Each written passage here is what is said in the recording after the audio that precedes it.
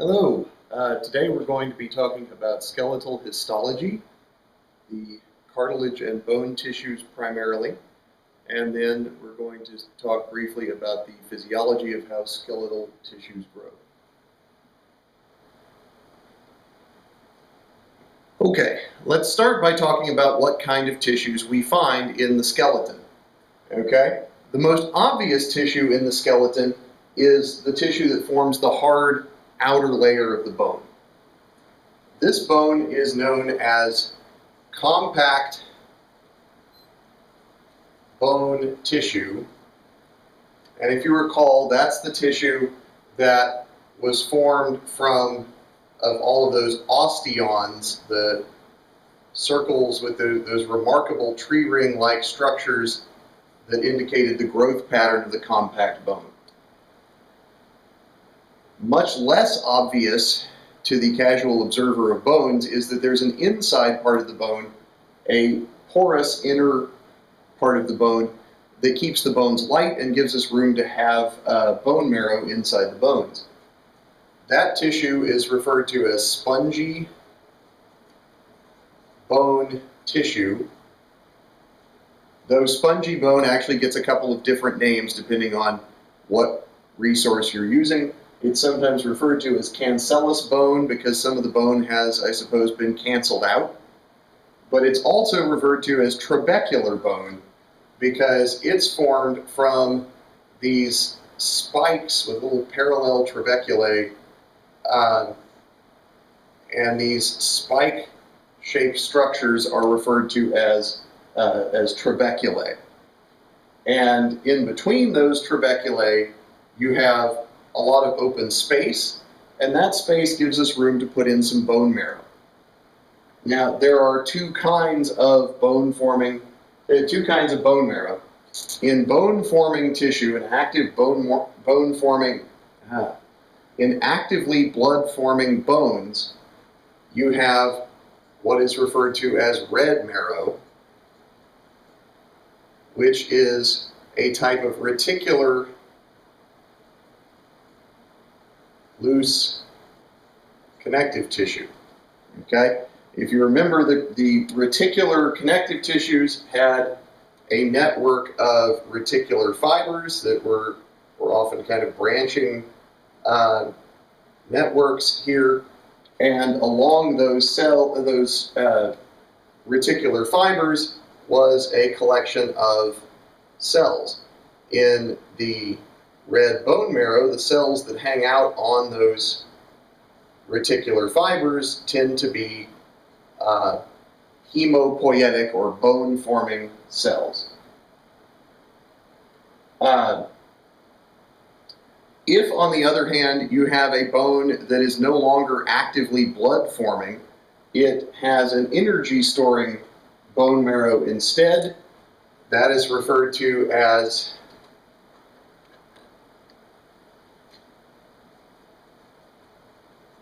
yellow marrow, which is basically adipose tissue, which, if you remember, has all of those large adipocyte cells that end up looking to all the world a lot like bubble wrap, just big, wide open white space with thin lines around each of the cells. So those are the tissues that make up a bone. However, there is still a connective tissue wrapper around the bone, and that is referred to as the periosteum. And the periosteum is simply a dense but irregular connective tissue.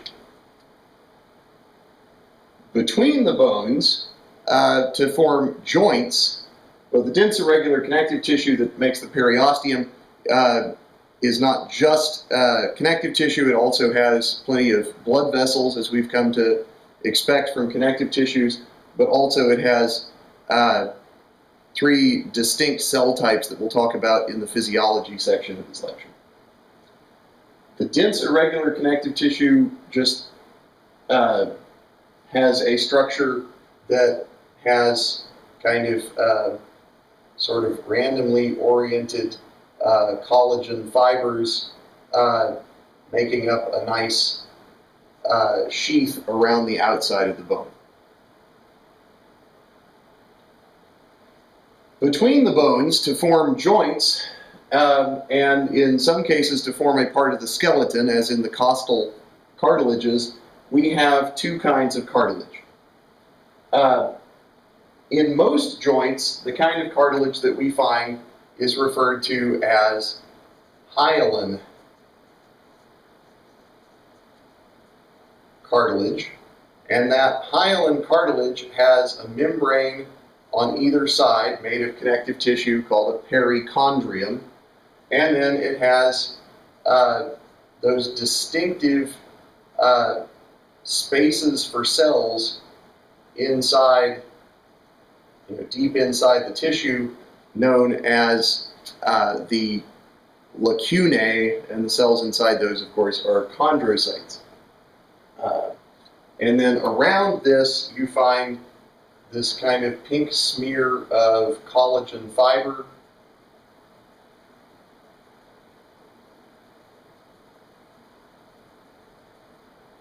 But that's that type 2 collagen that's found in cartilage that doesn't form dense, thick fibers. It forms kind of a smeary background substance, part of the ground substance that helps make the cartilage resistant to compression.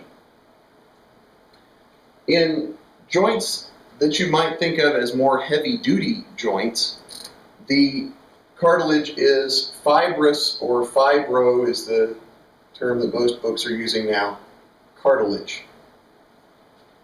Fibrocartilage also has a perichondrium of sorts on either side. It also has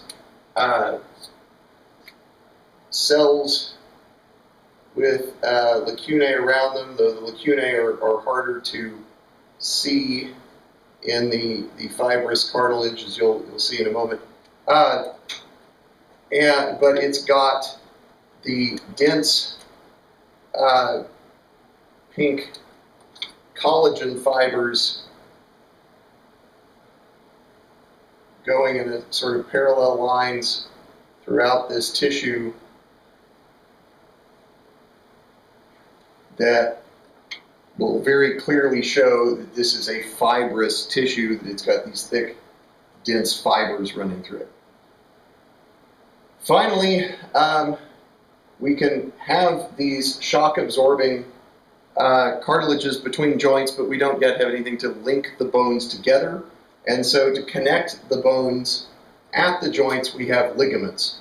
And ligaments, if you recall, are made of dense, regular, one of the few places in the body where that's found, dense, regular connective tissue, which has those highly parallel, very dense collagen fibers. This slide shows the distribution of those cartilages in the skeleton. So most cartilage in the body is hyaline cartilage. And for whatever reason, almost every anatomy book in the world shows hyaline cartilage as a sort of blue color. The highly weight-bearing, shock-absorbing areas that are shown in purple, mainly the intervertebral discs, the pubic symphysis, and the menisci of the knee joints, are that fibrocartilage. Then growth plates of the long bones, areas where in an adolescent the bone is still growing, so for example maybe about there and about there, those are also made of hyaline cartilage, and we'll discuss those growth plates again in the physiology segment of this lecture. This picture here kind of zooms in on the cartilage. You can see this is the hyaline cartilage with those lacunae, with the chondrocytes growing inside them. surrounded by that smeary, glassy ground substance. In the fibrocartilage, you can see again there are chondrocytes in the much less easy to see lacunae, but there are these dense collagen fibers growing between those chondrocytes. Zooming in even further, we see a perichondrium, this dense membrane on the outside, this connective tissue on the outside of the cartilage tissue, located on the very edge between the perichondrium and the cartilage proper are some stem cells and some chondroblasts, cells that are perhaps able to form new cartilage. Deep inside the cartilage itself is just the ground substance and the occasional chondrocyte in its lacuna. In addition to there being two kinds of cartilage tissue, there are the two kinds of bone. This, again, is a very high close-up on that compact bone, showing one of those tree ring structures, one of those osteons. It's got a central canal in the middle. It's got bone cells, osteocytes, in their own lacunae, circling in concentric circles around the central canal.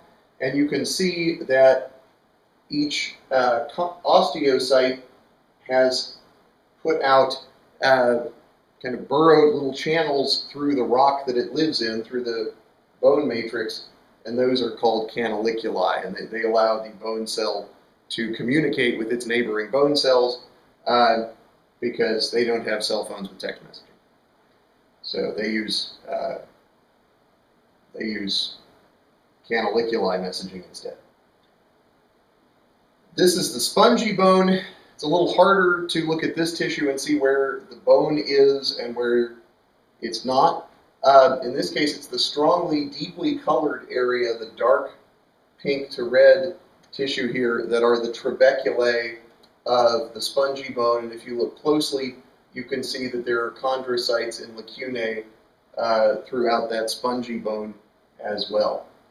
This, of course, in the middle here, between the trabeculae of bone, would be mostly red marrow we see here. A couple of things to keep in mind about the two kinds of bone. Compact bone is organized into osteons, where spongy bone is organized into trabeculae. Compact bones have osteocytes and lacunae, so do spongy bone. There are central and perforating canals that bring blood and nerve into and spread throughout the compact bone.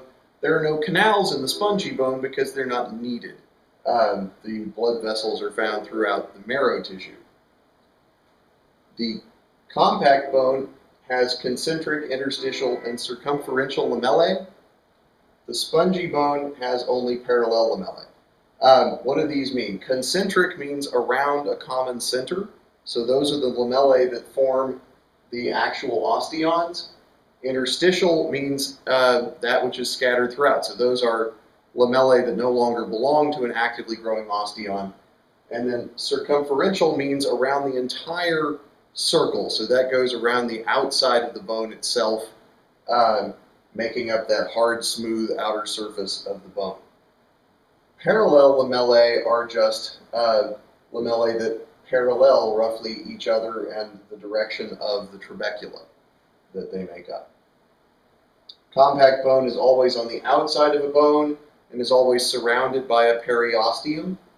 Spongy bone is always on the inside of a bone and is always surrounded from the inside by an endosteum, an inside membrane.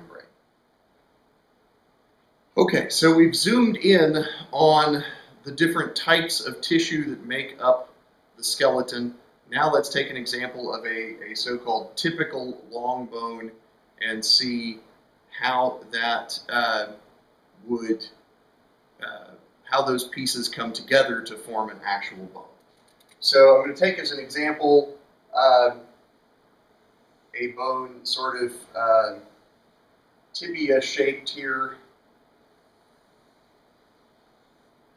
You You might recognize that. It looks somewhat like the tibia. It looks somewhat like the classic dog bone shape you see when you go to the grocery store and you try to buy a dog treat. It's got enlarged areas on both ends that are also smoothed out so that they have areas that form, are able to form a nice joint with some other bone that would be there to form a joint with.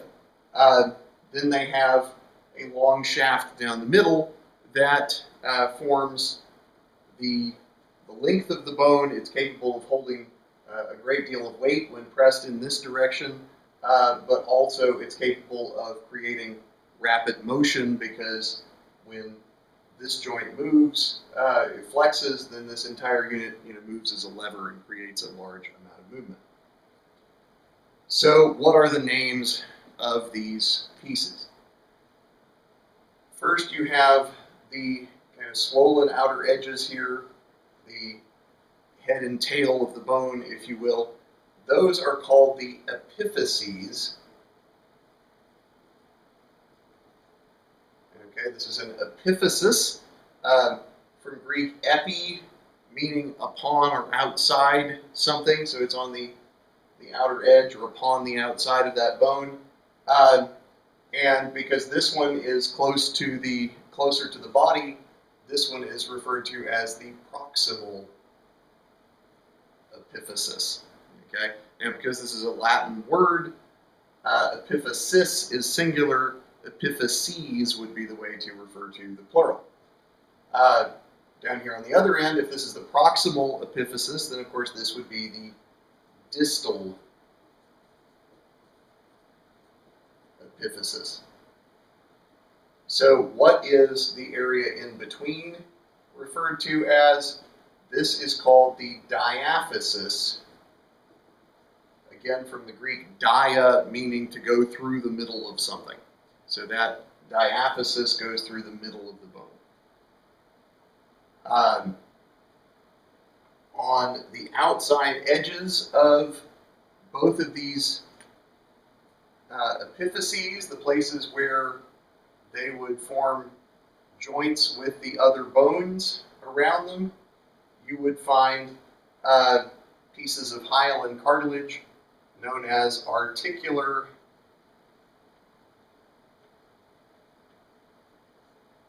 cartilage. Articular cartilage on the, what we would call the articular surfaces of the bone. Everywhere else around the bone, you would find a dense connective tissue, outer lining,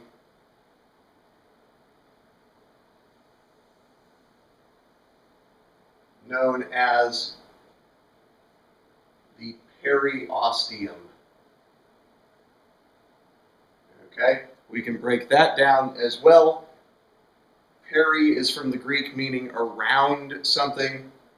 Osteo, of course, means bone, and is the suffix we use when we're talking about a connective tissue membrane in or around something. So periosteum.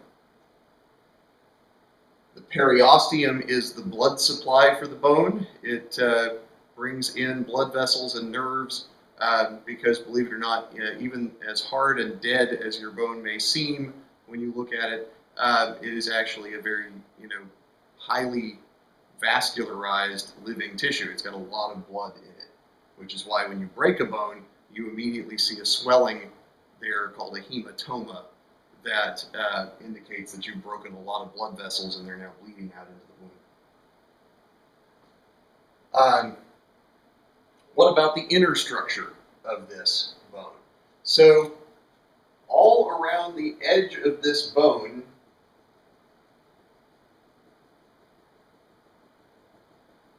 is a collar of that compact bone tissue we talked about. And it gets a little bit thicker through the diaphysis and a little thinner around the epiphysis.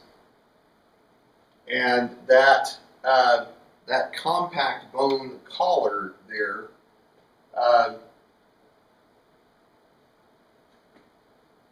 is referred to as the cortical bone. Remember when we studied the hairs and they had a cortex and a medulla, I mentioned those words were going to come back to haunt you throughout all of anatomy. There is a cortex to the bone, the hard collar of compact bone on the outside, and there is also a medulla to the bone. This is filled with yellow bone marrow, and it is referred to as the medullary cavity, and it's full of adipose tissue, also known as yellow bone marrow. What about the epiphyses then? Do they also have a medullary cavity full of yellow bone marrow, of adipose tissue? The answer is no, they don't. These have spongy bone, trabecular bone, scattered throughout to make a tissue that is strong enough to support your weight through this area, but lightweight enough that it doesn't weigh your body down with solid bone. And more to the point, it provides a room, space for the growth of red bone marrow.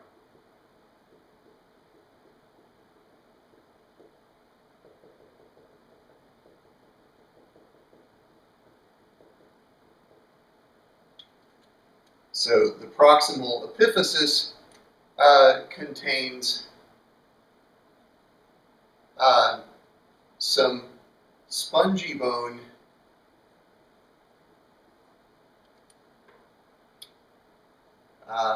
with some red marrow. And again, that adipose tissue here is AKA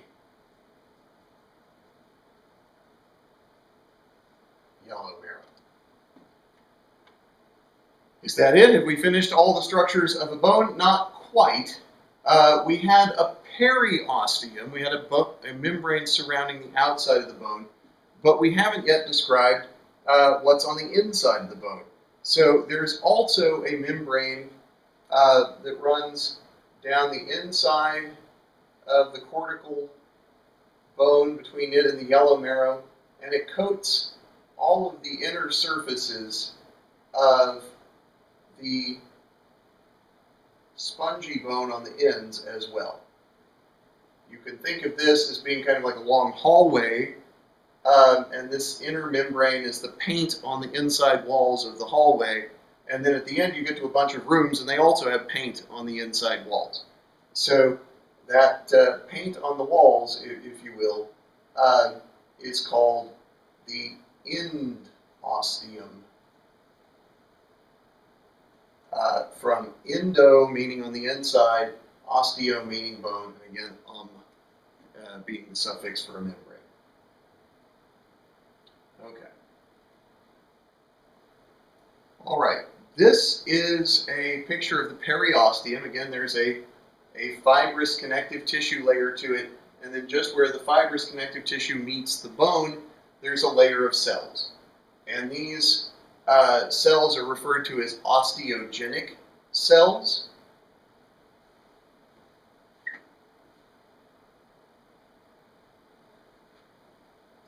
In particular, they contain osteoblasts, which are bone-forming cells, and osteoprogenitors, which form the osteoblasts. They're sort of stem cells that give rise to the osteoblast. If we move to the endosteum, we still see osteoblasts and osteoprogenitors, but we add a new cell type, a cell type that can take apart bone, and that is the osteoclast. So remember that blasts build, clasts tear apart. Osteoblasts build bone, osteoclasts tear that bone apart or take apart old bone that we don't need anymore. Okay, so we've seen the structure of a long bone. Sort of the opposite of a long bone, structurally speaking, is a flat bone. Flat bones just have one sheet of outer compact bone called a table, and another sheet of inner compact bone on the inside. And then in between those, on the outside of each of those is a layer of periosteum. On the inside of each of those is a bit of spongy bone known as the diploe, which is a funny name, but the diploe is kind of like the fried egg, fluffy stuff inside an egg sandwich that you might have for breakfast. But that's basically the structure of this. It's a compact bone, spongy bone sandwich. So one of the questions you may be asking is, where do you find red bone marrow in the body? How do you know whether there's going to be red marrow or yellow marrow? Generally speaking, by the time a patient is an adult, most of their bones have converted from actively bone-forming red marrow to having just mostly an inner core of yellow marrow. The exceptions are the flat bones, the flat portions of irregular bones, and the head portions of the appendicular long bones.